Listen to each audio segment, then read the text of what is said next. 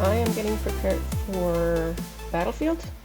Just want to show you how I do it, what tools I'm using.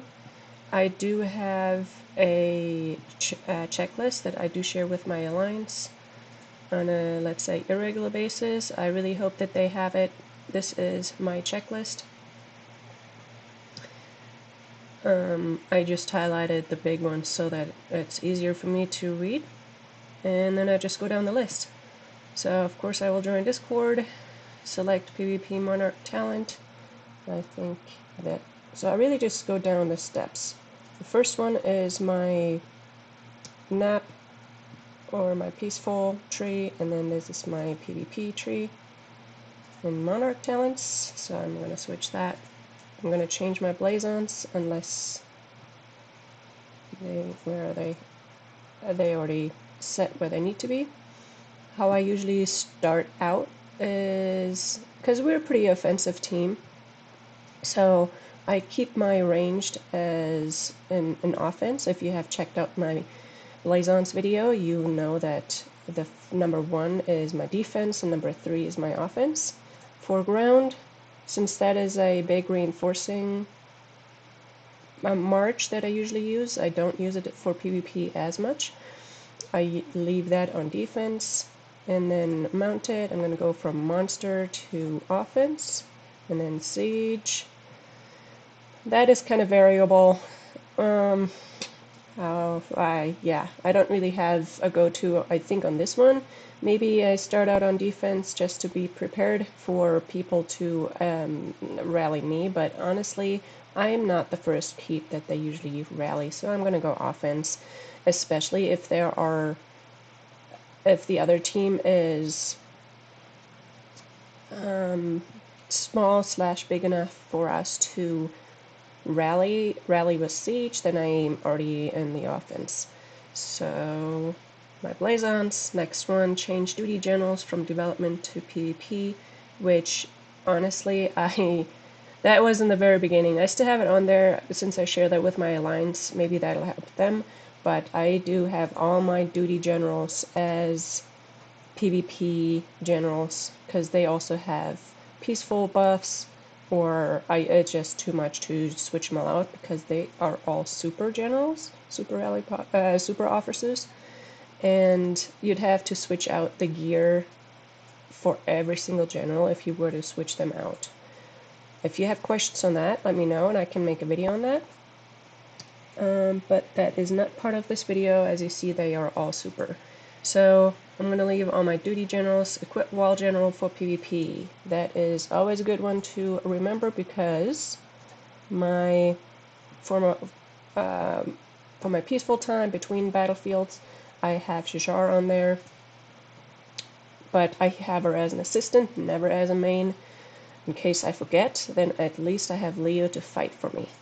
So let's equip my wall general. I have Isaac Brook.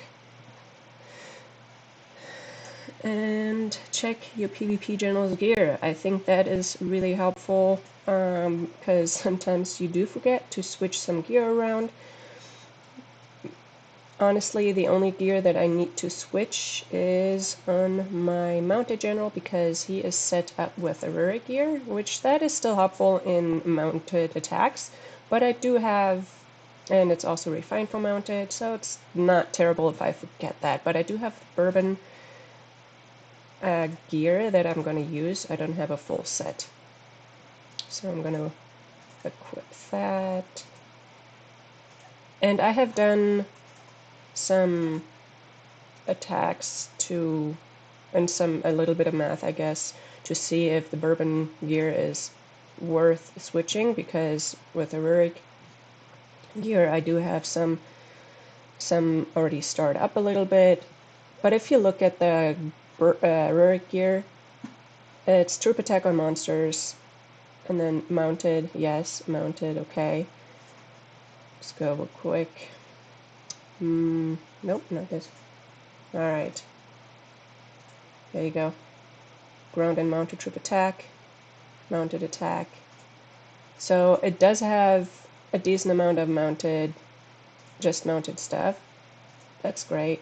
but then here is mounted on monster, mounted on troop attack, and monster attack. That's the debuff. And so this is not really helpful.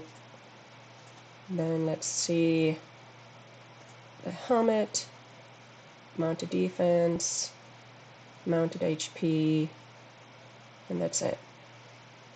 So, oh, no, that's not even it, right? Do I need to go here? Right. Sorry, guys. Mounted troop defense and monster, so that's monster specific. Troop HP and monster, also monster specific.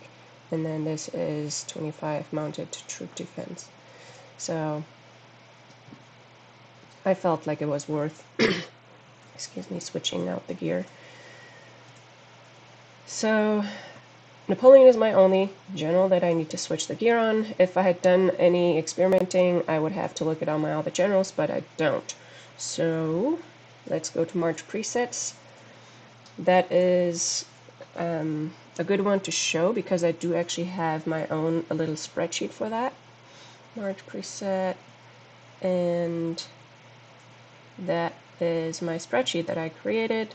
It's pretty simple. It's not as sophisticated as other spreadsheets if you've come across them, but it does do the job.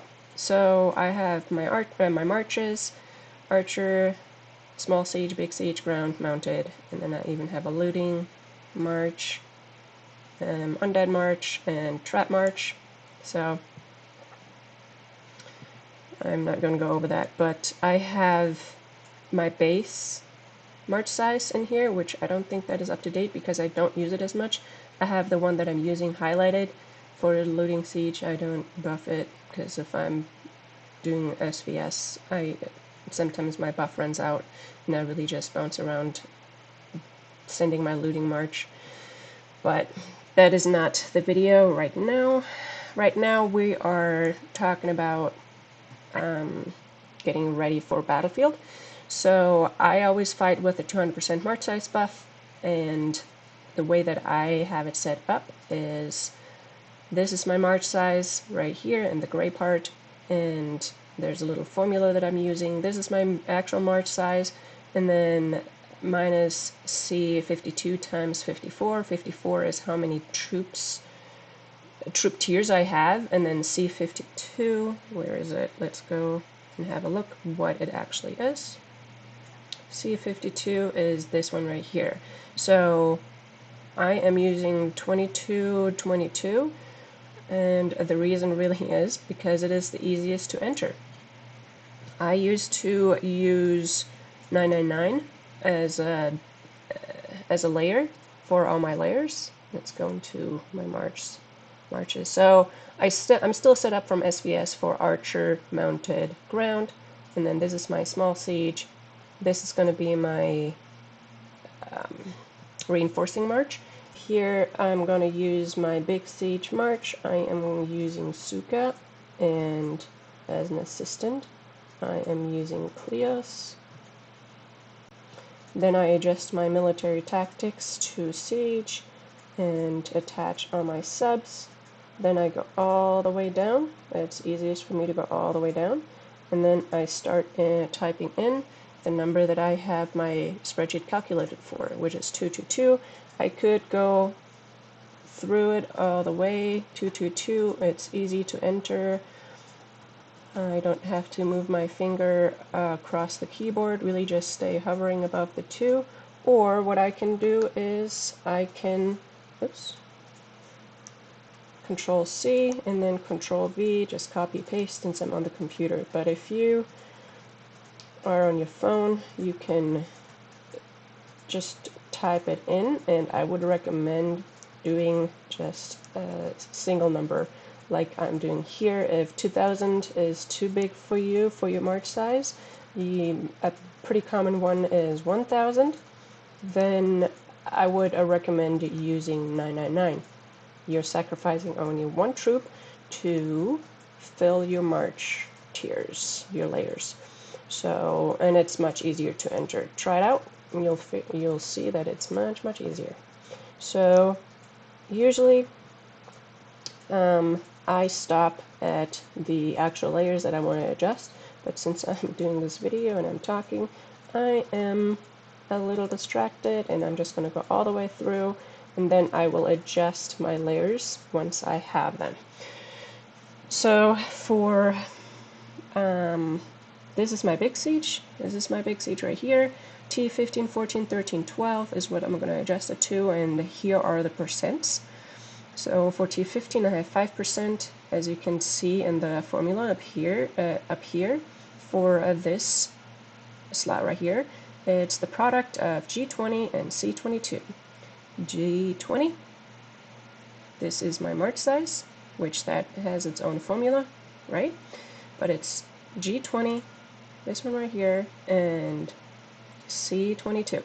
So I'm going to do 5% of this march size, which is this number. I'm going to copy it, and I'm going to go to my 15s, and I paste it.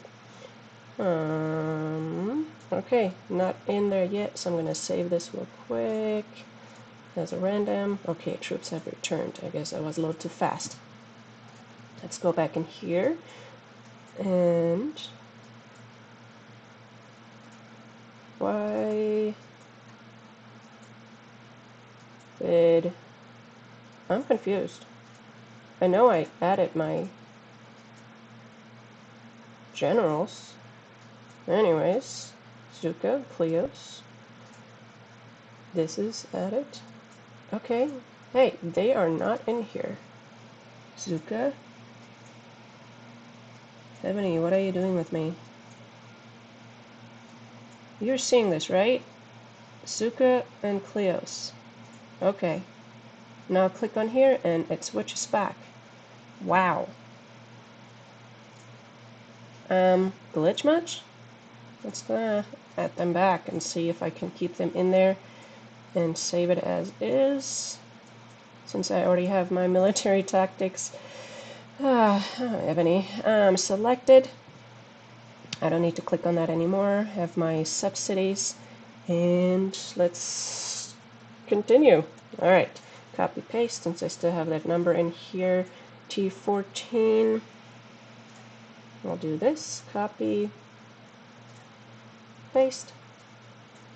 So since I'm currently not buffed in my march size, I usually do that right before battlefield, and since I only have one of my marches that I need to do that for, it's pretty low profile, so that's very nice. And I'm going to only do that for my T13s because that is the biggest size. And let's do the T12s real quick. Since what I have left to do is really just the T13s, the only thing I need to do is, after I buff, I need to slide this over, save it, and get into battlefield. So I'm going to set it to 0, it's easiest to find, and I'm going to save this. Since it's not my proper march, I'm not going to use this icon, I'm just going to use this. It's just a reminder for me, and that's how I do it. And now this is going to be my reinforcing march. This might interest quite a few people, which I don't have the specific formula, so don't take me by my word, but this is what I am using for my reinforcing march. Let's go through this. So for my reinforcing marches, I have them all marked as my favorite, and the ones that I want to use. And the ones that I'm using to reinforce are my used or upgraded wall generals that I'm currently not using. So Boudica is one of them, Dewey, and William Marshall, which I have not really used, honestly, on my wall, but I have 4 stars. So since I have learned that wall generals are really good in your reinforcing marches, I continued upgrading because I think I had him on 2 stars, and I have managed to get him up to 4 stars. So, yeah. Then I guess Leonidas I sometimes use as well, but honestly, I do have Dimitri. Is that the best choice? I don't know, let me know. But that's usually what I do. I select a general. Let's look at one of them real quick. They all have gear, and it is Achaemenid gear that is upgraded to Parthian. And then I am using battle tested on them. Is it highly upgraded? Not at all. So, but hey, better than nothing. So, you know, we only have so many resources to use. These books are still books for my wall, so I haven't really worked on that. But I'm getting a whole lot of buffs from here. So, let's see. So I'm using, let's use William Marshall. It really doesn't matter. I can go with any of these. I also use Vladimir. Let me have a look at him. So I have some gear on him, which is, I think, the Freedom gear. Yeah, because Freedom gear, I just don't know what to do with it, but I liked the complete set buff that you get, which is 30% march size. Just a side note and a little hint. But what I do like about Vladimir is he reduces enemy troops attack, which is counts for all 4 troop types. So archers, siege, mounted, and ground. And then it increases your ranged troop attack by 20. So it has a little bit of buff to it, and I guess I could see if I wanted to upgrade him, if I wanted to keep using him. I've been using him for a while, so I don't know, maybe. Especially I've started his specialties, or I've done his specialties quite a lot, so I don't know. Not my highest priority right now, but I use either Dmitri, or even Idun for my reinforcing. Let's see. So I don't use any military tactics. I do not use my subsidies, and then I go all the way back down. That's my strategy, and then let's look over here real quick. My reinforcing march is this one right here, and I think I, just as a reminder, Vladimir with Dmitri, but doesn't matter. So this is the setup that I like to use, and let's just copy real quick, and let's fill it all in. 10,000 per layer, thicker layers, and then just a little more distributed top. Alright, it's already 18 minutes till battle, so I gotta hurry up, but I'm almost done with the biggest part of preparing for battle.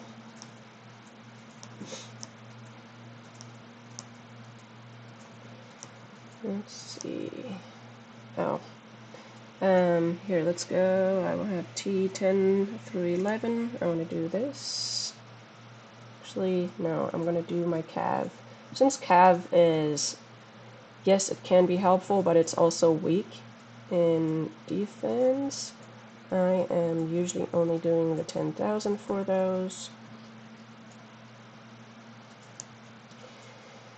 Which that, of course, is not helpful with Boudica since she is a mounted general. But then let's just go and get the... No! Wrong button. Copy. There you go. So this is going to be 100,000. And do I want to do it for 10s? I can do that later. Let's just do this real quick, and I can adjust according to the troops that I have left. Or, I mean, I generally don't fill my entire march size on this, actually. You know, I need some troops to defend my keep too, and need troops to do some PvP or offense.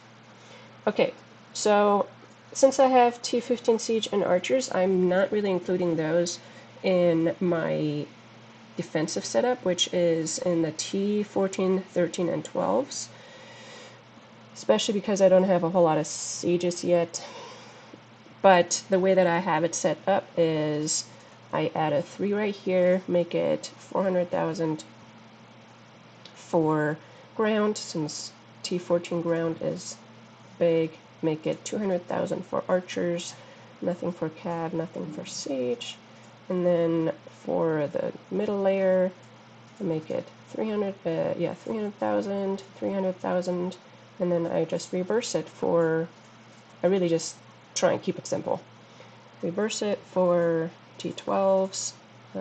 Ground is going to get 200,000, and archers is going to get 400,000.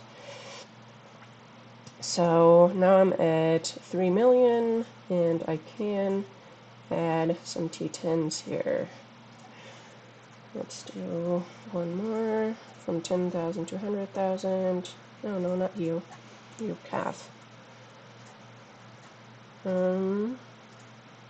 So, oh, and siege, there you go, 10s. And then, yeah, I think that's usually what I'm going with, 3.3 million. So I'm going to save that as my reinforcing march, and this is the only one I need to adjust. This one I generally keep as my one troop march, and I send that to buildings. So I'm just going to leave it as is. That's usually my monster joining general. Then let's go back to the battlefield checklist. Get my presets. I want to change my castle, and usually to help out everybody as well as myself, I use my reinforcing keep, because my thought process is if I reinforce my teammates effectively, then they will be able to fight with me. If I don't, then they die faster. And in order for us to be effective offensively, I need them to fight with me, and I don't necessarily need the keep buffs to send PvP marches or rallies. Yes, of course, it's always going to be helpful and nice, but I prefer helping out my team so that the team can help out me. It's a, we're a team. We all work together, so that's usually how I start out. If things change, I can change my castle during the battlefield. No problem whatsoever. Culture, I already have defensive. I usually start go with defensive because I rely on good rallies to get us the offense. And honestly, if you ever have looked at your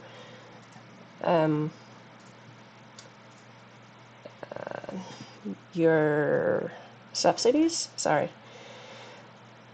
then you see that, especially like my main one, my first one here, this one that is attached to my keep, as you can see, I have all spectacles, and I want to make use of their buffs. So this is not the video for it, but you can look through this yourself if you do have spectacles also, to see which ones are going to be beneficial. Now I compared the Japan, which is the offensive subsidy, to the Russian, and what I'm getting out of it is not quite what I want in comparison to the Russia. So I'm just going to leave it at Russia. Okay, that was clear as mud because this is not part of this video. Video is preparing for battlefields. I am running out of time, so let's keep going. Sub generals, they're all PvP. I don't need to do that. Dragon talent. I activate my dragon talents. I do healing speed. Activate that. Healing speed, activate that. March speed and range troop attack. Enemy range troop attack, of course. And then this one is always questionable because all troop defenses debuff is negative. Like, these are for mine because it's not for the enemy. So my defenses are weaker. Am I okay with that if I get 40% attack buff? So yeah, generally I am. And then of course this one, NC troop HP, and then hospital capacity, who cares? But NCT troop HP. So I activate 5 dragons. Sub generals, like I said, they're all PvP. The shrine I already activated. I already offered 25 times is what I need to do in order to activate the king's protection. Then Alliance War Notification, unless you're War Rally Leader, which I am. Top off stamina. I don't need to do that, but I added that for players that need to ghost against monsters, especially for Gaugamela, and right now we are about to go into Gaugamela. And then activate attack, defense, and HP on March side buff. I'm going to do that once I'm on the battlefield, and then I need to adjust my 1 March. Dragon and Spirit Beasts, switch those around as needed, which right now I do not, and that is usually something that you should do at least an hour before battle starts. And then change Civ Treasure to healing, and the reason why is because you don't need anything else on the battlefield besides healing speed. So if you do heal on the battlefield sometimes, try and minimize the speeds that you need. Treasure, and then the chat bubble. Since I'm a rally leader, I have the SVS bubble right now. Where is it? I just started some rallies earlier before battle, so this is mine. Easily identifiable, but I do have some bubbles that I can use as a rally leader for my team to easily see my rallies. So yeah, this is me setting up for battle, and I should be pretty much ready once it starts. And the only thing, as I already mentioned, is adjust my March preset, and then I'm good to go. Alright, sorry guys, quick insert right here. I totally forgot and realized while I was on the battlefield that I forgot to talk about something extremely important, and I don't think it's even on my checklist, and I don't understand why. I don't know where it went, but I looked through it and I can't find it, so I will add that. And what I want to talk about real quick is your Monarch gear. I'm not going to go into too much detail. If you want me to make a video on this, let me know. The presets that I have for Battlefield are troop-specific, mounted, ranged, round, and siege. And then I have small keeps, big keeps, and defense. These are the 7 presets that I'm using during Battlefield. The first 4, of course, are self-explanatory, and then small keep and big keep. How I differentiate that is, let's say I get on the battlefield and I see smaller keeps, let's say 1 to 4 billion, or yeah, 1 to 4 billion, something like that, plus minus. I would probably choose small keep, and then for bigger keeps, then I would go, if I needed to send siege, I would choose this big keep preset. And yeah, if you want me to make a video on my presets, I can do that, so let me know. The other thing, if it is a very big and very offensive opponent, I choose defense, and I have no problem switching over to defense and let my defense talk, give us points. So yeah, during Battlefield, I'm very vocal on Discord to tell my team what I'm doing. I think I mentioned that before. Let them know that, hey, setting a seat, Archer rally, switching my Monarch gear to Archer if we had it set just on something else. That reminds everybody to change that Monarch gear over to ranged real quick and be prepared for the upcoming rally. So yeah, this is definitely something I would highly recommend having, these 7 or maybe even more. I don't know what you have, let me know. Maybe I want to add something. But I usually start with small keeps because I want to clear out the small keeps around a bigger keep so that they don't have the rally power. And then eventually in the second half of Battlefield, if you want to clear out the big guy, then I choose the big keep and we rally them. Or if it is troop specific, if our rallies go out slow enough, then I will even change it as we go. But that is all I'm going to talk about for the Monarch year. Then what else that I did not talk about? The subsidies. Alright, let's go to the subsidies. If you don't link your subsidies on a regular basis because you're a ghost keep, you ghost your troops generally, especially if you're fighting during SVS, you do not want these linked. But during battlefield, yeah, it's okay to have them linked. The reason for this is because your generals, your subsidy generals, don't die during battlefield, but they do during SVS. If your keep is empty, your subsidy generals will just die. During battlefield, they will at least defend your city a little bit. They won't die. They will still be available for you. If you unlink them here, this does not unlink them from your PvP marches. That is something that you select when you set up your PvP march, as I've shown earlier. So make sure these are linked. The other thing that I want to talk about is subsidy policy. Honestly, it's not highlighted anymore because mine are always war-oriented. If you ever looked at them closely, you see that economy gives you more gold, but it really is not that much. So is it really worth it? What you're getting out of war-oriented, at least, is troop training speed for your subsidy troops. If you balance it, you kind of get less troops and less money. So I would recommend doing war-oriented. What it really does is, let's look at the troops, and I think I showed this before. Currently, my troop training speed is at 701, 698. And if I switch this over, where is it? Right here. Switch this over to economy.